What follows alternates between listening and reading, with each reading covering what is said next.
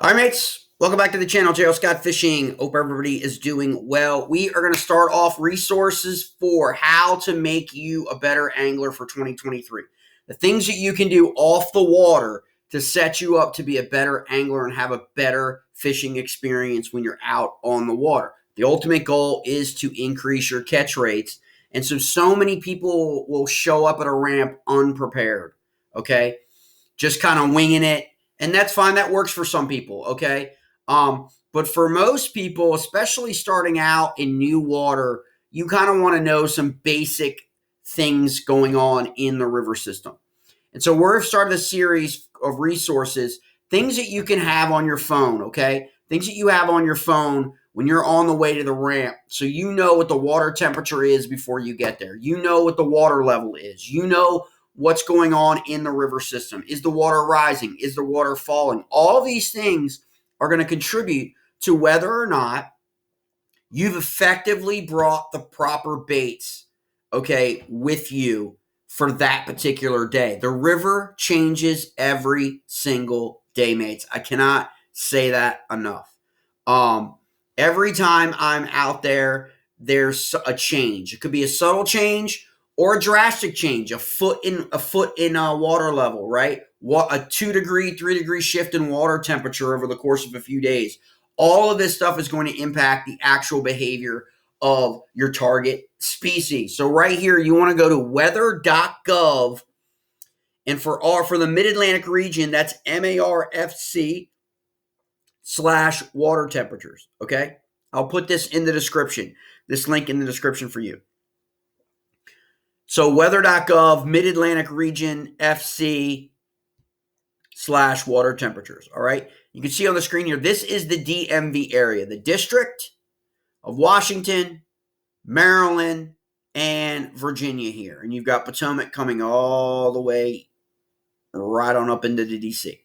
So it shows you the water temperatures for basically the major gauges that you have that are actually doing this, for the government in terms of collectively looking at the water temperatures of the river systems, okay? So currently today we're at 43, 50, and 49 along the upper Potomac, okay? Why this is valuable is you also can look at averages, right, for the week. So are the temperatures falling? Are the temperatures going back up? I can tell you here on the upper Potomac, the temperatures are actually going back up from what they dropped. They dropped, remember, we were at 62 to 65 degrees yesterday, okay? We were 8 degrees before Christmas, okay? We've had a 50-degree swing in temperature, aromatic temperature, in basically 7 to 10 days, okay, in the overnight and everything. And so now we're back in the 60s. So the water temperature dropped below 40 for a little bit and is now back above 40. Okay. The other thing I want you to look at and think about when you look at these maps is understand where your river's going to be, not where it is today. You're getting ready to go out. You're going to go fishing on Friday, so you're looking today, or Saturday, so you're looking today. You also want to take a look north. If your river flows south, like the Potomac does, you want to look at the water temperature and the water levels where the current flow, is coming from, okay? Now, I anticipate in the DMV, if you live where I live, we are going to see our rivers rise at least a foot to 2 feet, potentially 2.5 feet in some places in the next 3 to 4 days, okay? How do I know that? Because I know that going into Christmas, north of us in New York and in parts of Pennsylvania, but mostly western New York, they got massive snow dumped on them. And now the temperatures in New York are above freezing. All of that snow is going to melt. All of that snow is going to go somewhere as it melts into the river systems, flowing all the way down through New York, into Pennsylvania, into Maryland, into Virginia, all the way down. That's how it works. They got some places 6, 7 feet, 8 feet or more of snow. All that snow is melting. So all that water is hitting storm drains, then hitting rivers for the most part, okay, depending on what the locality, what the jurisdiction and cities are doing with their storm drains, okay? But for the most part, it usually empties into rivers, okay? And then it works its way all the way down and out. So that's what we're going to see here in the next few days is rising water. So when you factor in, I got rising water, I've got 43, 50, 49 degree temperatures, okay? What's the behavior going to be of the smallmouth or your largemouth bass, depending on where you are? And so that's why this is just one of the resources you can use and then dial it in. Okay, I can get a little bit more using the enhancer to different areas. It's also got the lakes, a lot of the lakes. Like these are the lakes down in some in Northern Virginia, like Burke and places like that. You've also got our lakes in Maryland on the east, and then just above DC. But here you have the Potomac River, and pay particular attention coming up to the channel, mates, because a lot of changes are going to happen here pretty quickly in 2023. I'm going to drop a bunch of Potomac videos, okay? There are going to be a lot of people showing up here in April for a major national trail event from KBF. And I've had a lot of people reach out to me because I pretty much fish this section usually 3 times a week, okay? I just made it up to Dam 4 on Monday, which is an hour upriver, okay? But I'm going to be covering a lot more from Williamsport on down to DC in the upper sections. Now, most bass fishing events, boater and kayak, get scheduled on the lower Potomac, okay? What we call the lower Potomac, which is really the tidal below DC all the way down and out. And so we're going to break that whole fishery down for you, okay, from top to bottom.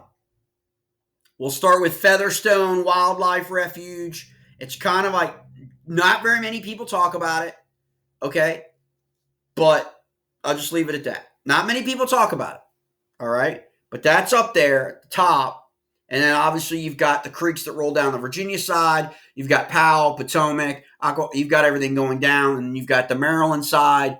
Most people are all familiar with Mattawoman, Nanjamoy, all that in that sense. But we're going to break it all down in different videos, in sections, with ramps, with access, all that information that you need to dial in that fishery. So you have that information before you come to Virginia or Maryland, depending on where you're staying.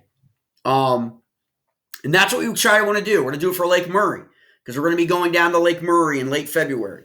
Okay, it's something I always do. And so just so happens there's going to be a KBF event again on Lake Murray in late February. And so we're going to break down the 3 sections of Lake Murray. Okay, because they are very, very different in how they set up. You've got the river section, you got the river section to the west. You've got mid-lake, deeper water, what I call offshore. Live scope will come into play. You've got all that in the middle, mid-lake. Lots of docks. Again, deep water. Sliding banks with rock. You got all that, and then you've got the eastern lower portion, I call the lower portion towards Columbia of Lake Murray. They're all very different, okay? And they fish very different. You've got shallow creeks versus deep water, okay? You've got schooling fish, again, versus shallow creeks. The creek bite, grass, although it's February, so it won't be much grass, but you know what I'm getting at, okay? You've got resident fish, and you've got transient fish, okay? And so we're going to do that we're a lot more places in 2023. We're just going to open the book up. And we're going to include this stuff like water temperature. We're going to include the water level, water temperature. A little bit different with lakes and impoundments and reservoirs unless it's a situation where they're opening up, increasing the water flow and all that stuff. We'll get into that. But really, I just wanted to do this video to give people the starting point here. So water temperature, number 1. What's the water temperature of where you are going? That is going to dictate a lot of the thermal behavior of that fishery in terms of how fish are going to be reacting, okay, to their environment. And weather.com, you can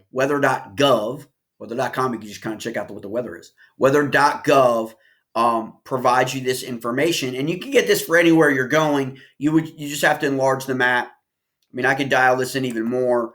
You could shrink the map to a wider, dial it in if you're going to a specific spot like Burke right there. It's going to tell you this is pretty much Little Falls right here. And then go from there. But that's really one of the starting points you want to use. So my goal here in 2023, one of my goals is to increase the transparency of information of resources that you may not know of or haven't been able to find yet. Some of these are that I have are on the back ends, okay, with DNR and DWR, okay? Sometimes it's just like people can't find the information readily unless you search in specifically, and that's a problem. A lot of those I have, and I'm going to start to release like the stocking programs and where fish have been stocked and release those links and all that. That's real time. It'll show you what they're doing, when they're doing it. All those resources that are going to help you get a bigger picture and a broader picture of what's happening. That's really one of the things I want to concentrate on in 2023 is making sure that all of you are as informed as you can be about what's happening real time in your fishery, especially ours in the DMV. And it's kind of compiling all of the data and all the information together, compiled with biology reports, stocking plans, eat grass evaluations. All of those things come together when you're looking at that. And it's going to make you a better angler. You're going to be more prepared, ready to go, dialed in as soon as you hit the water. Before you throw your first search bait, you're going to know, like, okay, and you've got your mind already going on how your morning is going to progress or your afternoon. And we're also going to provide, this is really good information for the wade guys out there in terms of water temperature, water level, where on the river you're actually going to be able to access more effectively the holes and things like that based on what the water is doing, its temperature and its depth level in the various sections of the river. And so that's something that we're going to be dedicated to, and I'm going to be dedicated to in 2023 is helping anyone out. You can always reach out to me at any time. You can find me on TikTok, JL Scott Fishing, message there. You can message me on Facebook, JL Scott Fishing. In the Eats page, use the Messenger tab. Shoot me a message, any question. If you're having trouble finding any of the information that you need or any of the resources that you need, I'm more than willing to help anybody. I'm not holding anything back in 2023. Okay, I'm going to tell you that right now. I do not care. I shut out the noise of people who are going to complain about too much information or I'm telling too much. Trust me, I've had guides, I've had professional anglers, I've had people that I know tell me to just shut up, stop talking about all the things but again, we don't own these rivers, right? Like, okay, there's not a single fish anywhere that I own. Okay, it's not mine. All right, I can catch a fish in the tidal Potomac. I can catch a fish in the upper Potomac, the Allegheny, the Susquehanna, all my lakes, whatever it is. It's not my fish. The fish do not belong to me. There is no such thing as my spot.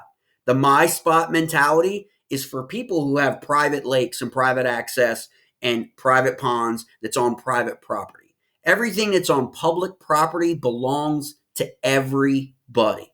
There's no my in any of this. And anyone who thinks that way, okay, that's fine.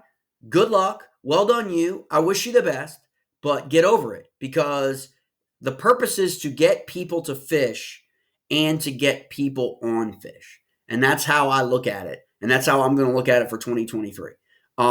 My goal is to help new anglers, new people, new kayak anglers, new wade fishing anglers, finding new spots, new locations, how to access them, how to read the water, how to understand what's happening in the water, how to understand how the bass are going to react to what is happening environmentally with the weather, with the climate, with everything that's going to make you guys better fishermen in 2023. All right, mates.